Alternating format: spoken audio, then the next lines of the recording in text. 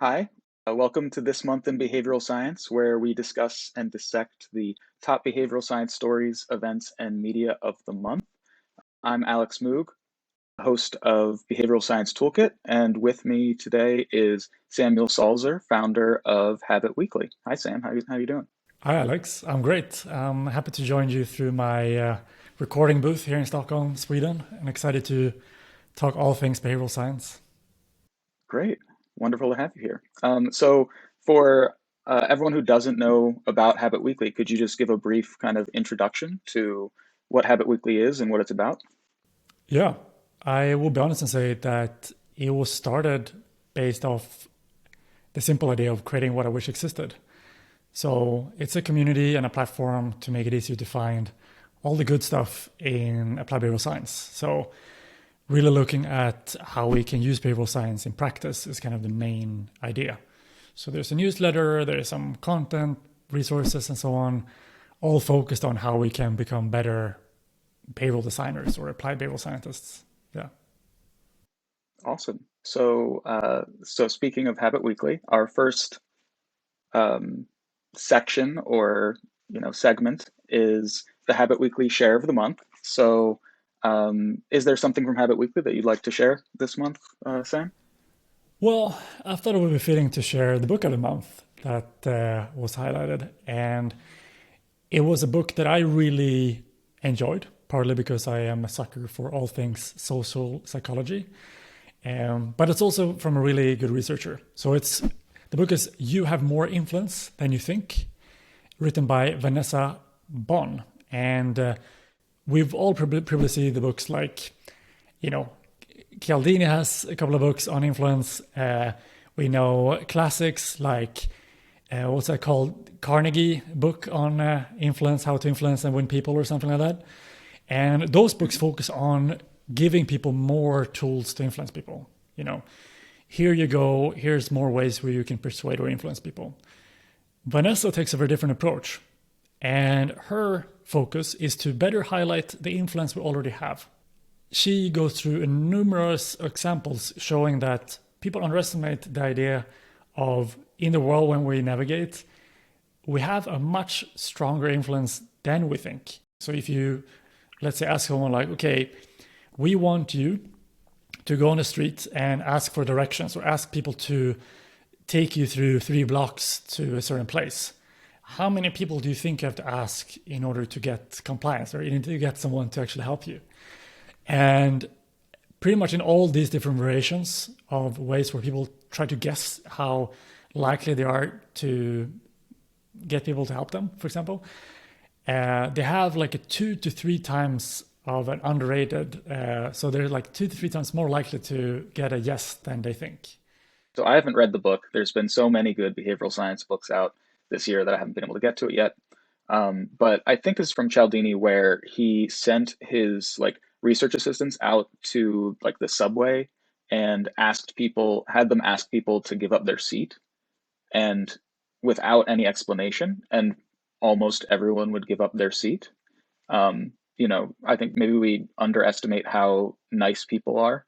Yeah, no, definitely in general, when it comes to these general inquiries for things, people are much nicer than we think, often because we don't really have a plan for how to deal with things and we default to being nicer. And that, which is good in the sense that you probably notice where you go on the street and you see someone that looks like a salesperson. Uh, for them, you have a script, and for them, you have a learned response. So, for example, if people think a booth is uh, has something to do with selling or something to do with like trying to get you to sign up for something, they see these clear patterns of people taking a wider walk around that to avoid any risk of being exposed to that kind of salesperson. However, when you have this more serendipitous thing of like just someone bumping into you and say, hey, could you help me with this? We don't really have a learned script for that. And we want to usually default to being kind of reasonable and agreeable for the most part. And so we would be more likely to say, yes, let's see what we can do. And so some of her advice, for example, is used to be more direct, is a good example. Like instead of saying like, yeah, I'm looking for a phone, I would really want to have a phone that I could call with, to be like, hey, I really need to call someone, can I borrow your phone? Um, that's a good example where that seemed to be quite effective. So I have one more question about the book. Does she talk at all about kind of cultural differences? Because what I hear about Sweden, or maybe other Scandinavian countries, is people kind of keep to themselves more, um, and don't respond as much to strangers. Um, so I was just wondering if that's part of it as well. She does talk a bit about that, definitely. And there is definitely cultural differences. Um, but yeah, and I guess that's, I'll be honest and say that every good discussion on behavioral science usually comes at a point where, like, what about culture? What is the cultural impact? Because it's obviously very impactful, and something that I'm happy to see more of these days, where before I think we just didn't even ask that question. And we just read those books where they had a lot of examples from a subset of studies in UK or US on college students, and then assume, well, if college students react this way, surely the whole population does. Uh, so I'm happy to see she definitely. I'm trying to remember exactly what she mentioned with culture. Don't remember exactly the differences she was talking about, but definitely that was something mentioned and discussed. Yeah, Yeah, you're totally right. And I think way too much of the research is still college students in the US and the UK. But yeah, yeah, I think it's weird. growing. It's So weird. it's weird. Exactly. Um, okay, should we move on to the next segment? Um, so the behavioral science event or milestone of the month. So this month, unfortunately, we had a passing of Mihaly Csikszentmihaly. So I will put up a little pronunciation guide for that name since it's a toughie. But he was the father of flow, which wasn't just something that touched psychology and behavioral science, but has touched a lot of fields. I know in my master's program, I took a course on game design, and there were several pieces of that course that had to do with flow. Yeah, I know he has definitely been a very influential figure in the way where is one of those concepts that has trickled into all, subcultures and maybe subdomains. I was going to say, in terms of, you see flow being discussed in everything from martial arts to, sometimes learning, sometimes peak athletic performance. It's something that's discussed in many realms, and so I think it's always interesting where someone has come up with a concept that escapes the narrow confines of behavioral science and actually reaches the bigger world and have a bigger impact and reaches the bigger masses, which I think definitely flow as a concept has achieved. Yeah, and okay, so for people who don't know flow, if you've been living under a rock, um, as a broad overview, it's the concept that when a challenge rises to the specific uh, skill of an individual, then there's a flow state in which many things happen, including time distortion. So you may lose yourself in the activity because your skill meets the challenge exactly. So Sam, I'm wondering if you have any activities like that you regularly get into like a flow state, or whenever you're in it, you get into a flow state. So I like to be contrarian sometimes, and here I would Okay. try to be. And so I would say no, with a little bit of a caveat. So I think one of the interesting discussions in kind of recent times regarding flow is that while it's put up as this like amazing thing that we want people to accomplish, a lot of people don't accomplish it. A lot of people don't experience flow, and it might not be a reasonable thing for everyone to expect or to build towards.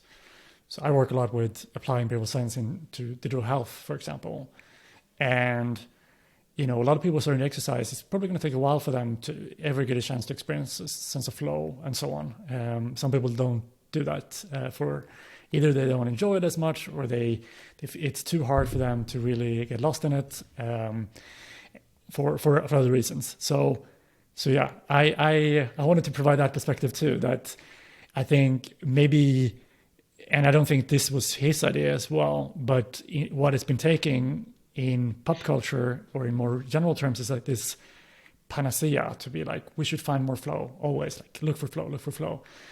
But we should also be, humble to the fact that flow is not always that easily achieved. And I would say these days, I don't experience that much flow. I do experience it sometimes when I do some certain work tasks that I really enjoy, certain exercises for sure. I can definitely experience it when I like to do rowing. So when I get into the rowing and, you do this repetition over and over again and you kind of get a little bit lost in that, especially listening to something as well, I can definitely experience a little bit of that kind of feeling. But yeah. No, I totally agree. So Nir Eyal wrote a good article earlier this month called "The Pursuit of Flow is Overrated," which kind of covers what you were just talking about. Nir Eyal being, of course, the author of Hooked, which is about how social media and technology can engage you even when you don't want to be engaged, and then also Indistractable about how to prevent yourself from being hooked. Um, and I think you've made some really good points, and he made some really good points in that article about how everyone wants to be in a state of flow, but it's not always achievable, like you said.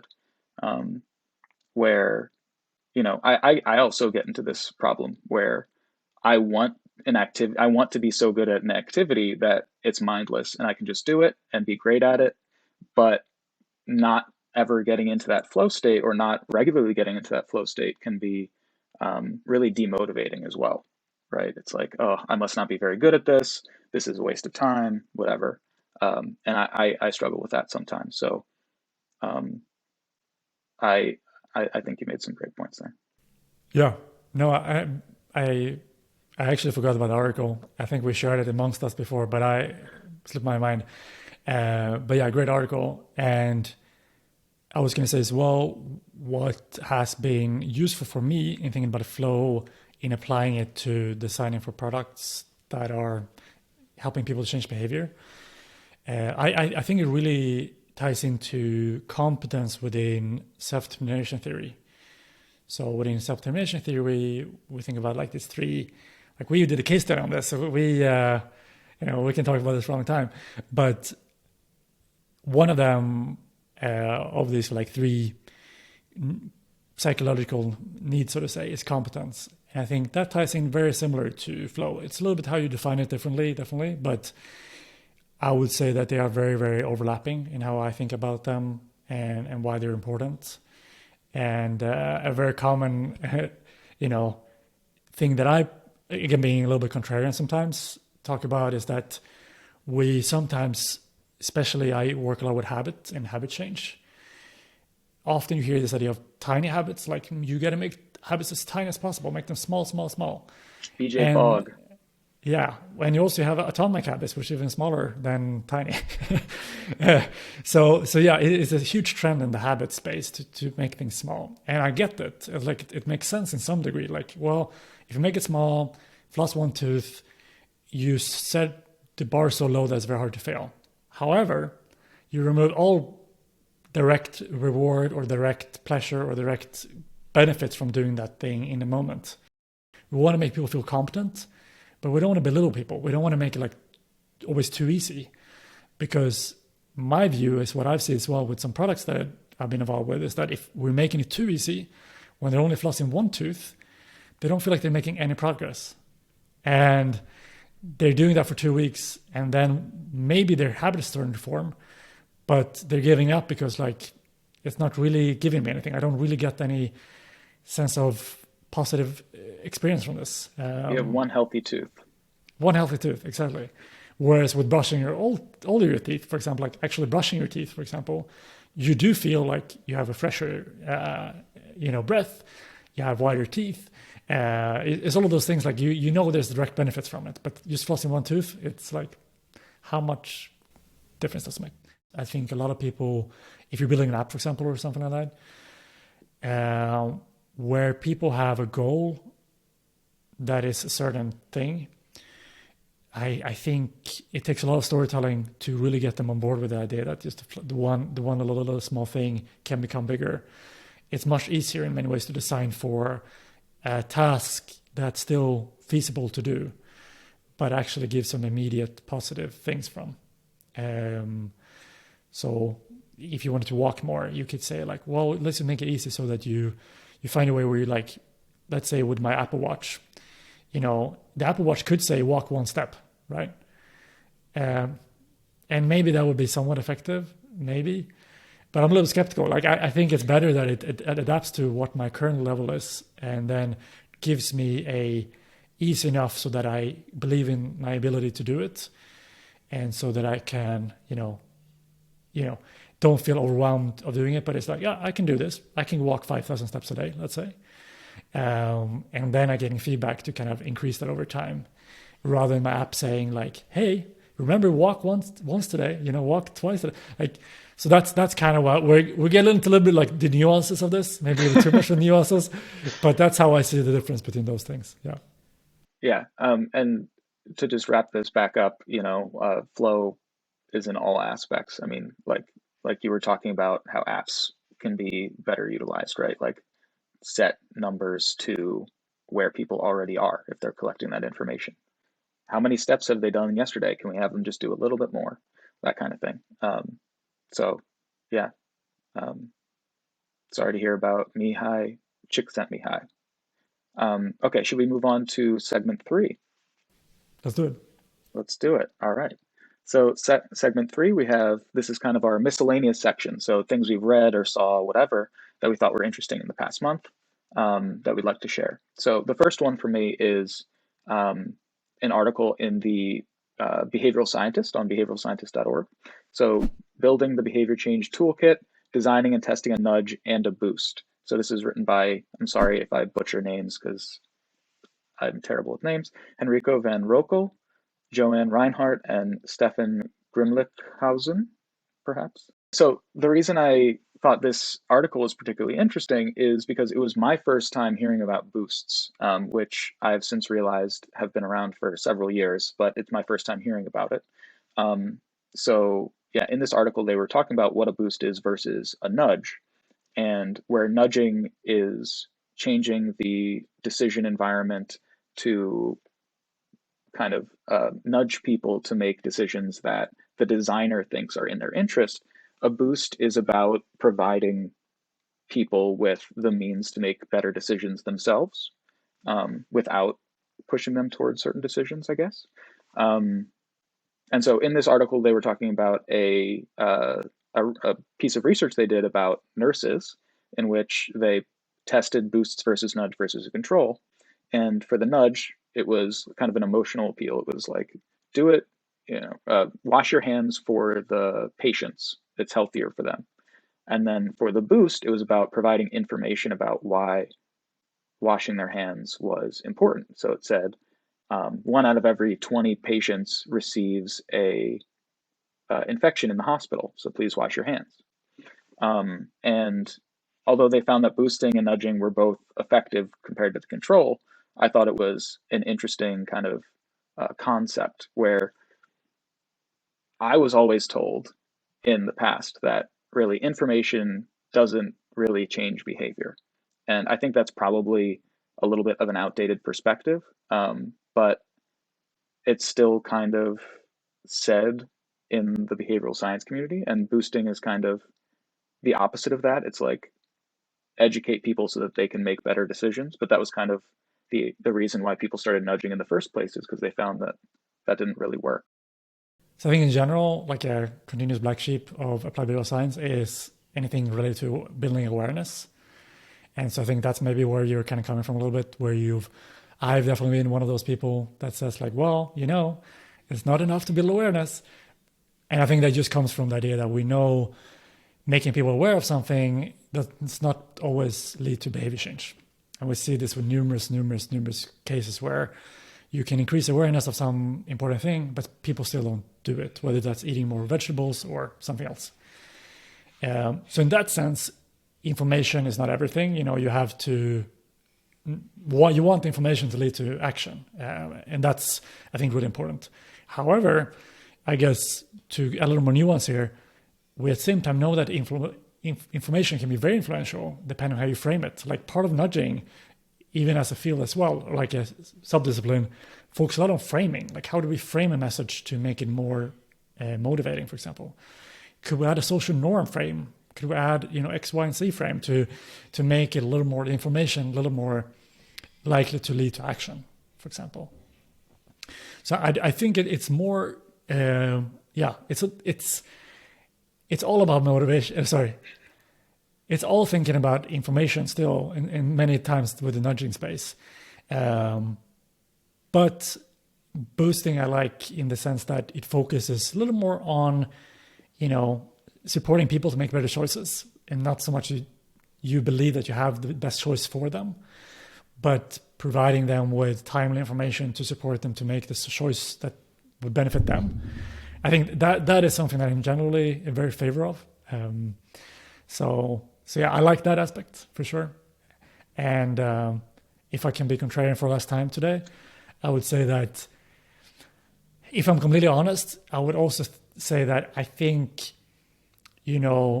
somewhat the recurring challenge with the field is that we're all in these little bit different subfields. And so what's called nudging and boosting in behavioral economics, it's called something very different in, other types of behavioral science, where you would just maybe call it educational campaign in some form of behavioral science or educational messaging.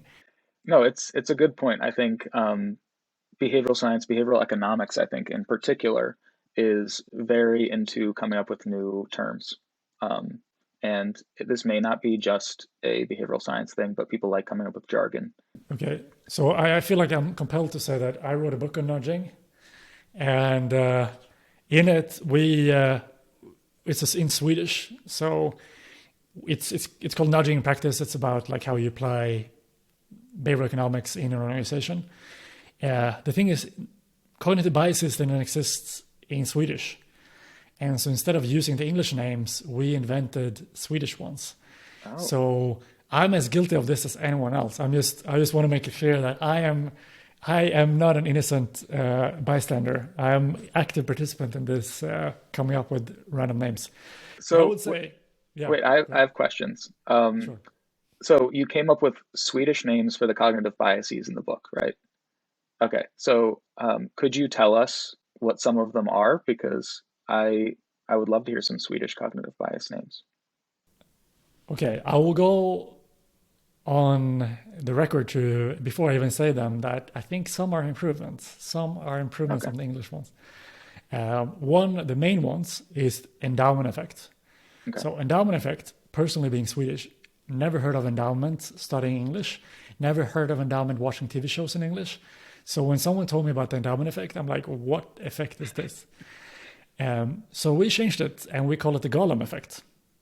And Oh, like Lord of the Rings. like Lord of the Rings. And Ah, so okay. we, very, very anecdotal, but people really, really remember that because it's really to connect to the idea of like owning something, having ownership of something makes you more emotionally attached to it, and so on. And what better metaphor than uh, Gollum.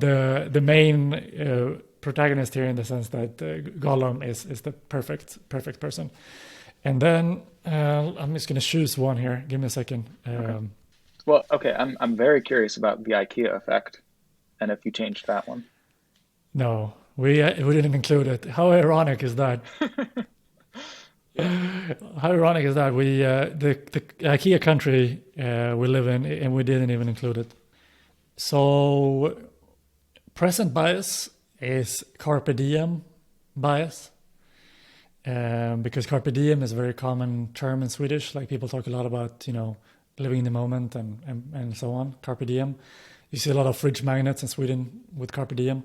But yeah, so there we go. There are two ones you will only find in Swedish. Oh, those are great. I mean, neither of them are in Swedish, so uh, they're very translatable. Yeah. All right, so should we do our last piece here? Another one that I thought was interesting. A straight research article called Opt-out Choice Framing Attenuates Gender Differences in the Decision to Compete in the Laboratory and in the Field, which is a very long name. It's by Joyce He, Sonia Kang, and Nicola Lassatera. Hopefully, I got those right.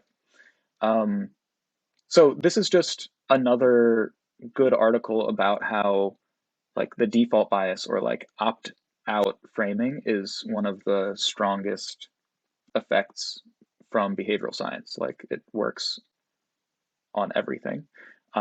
So this is both a lab and field experiment. So first in the lab, they had people come and do a mathematical adding task and then ask them if they wanted their compensation to be less, but not based on competition with other people who did the adding task, or more and based on competition with other people.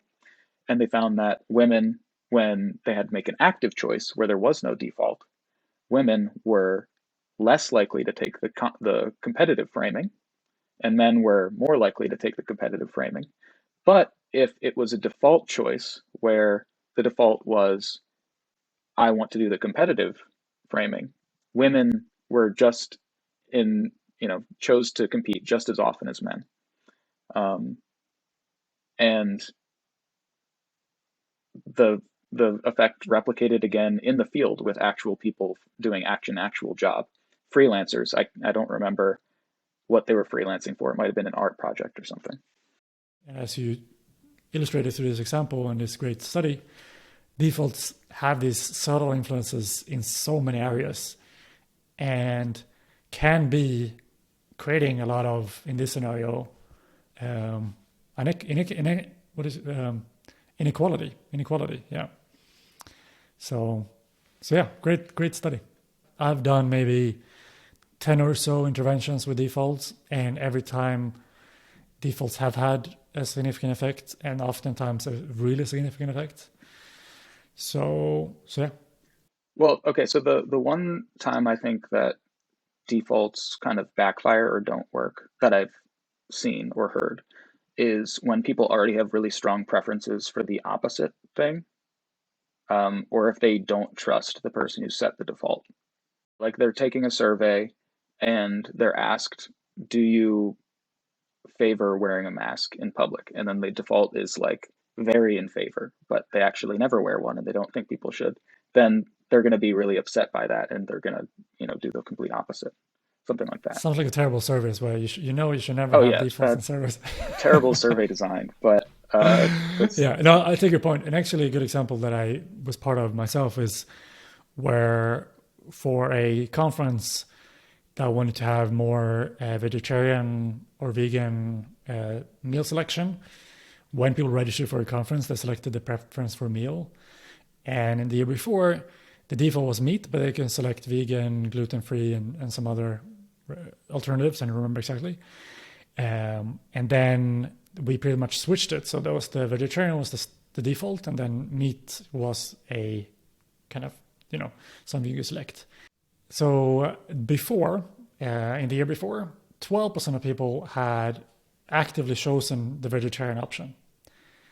Alex, how many people do you think ended up eating vegetarian when that was the default the year after? um 47%. 90%. 90. Wow. 90.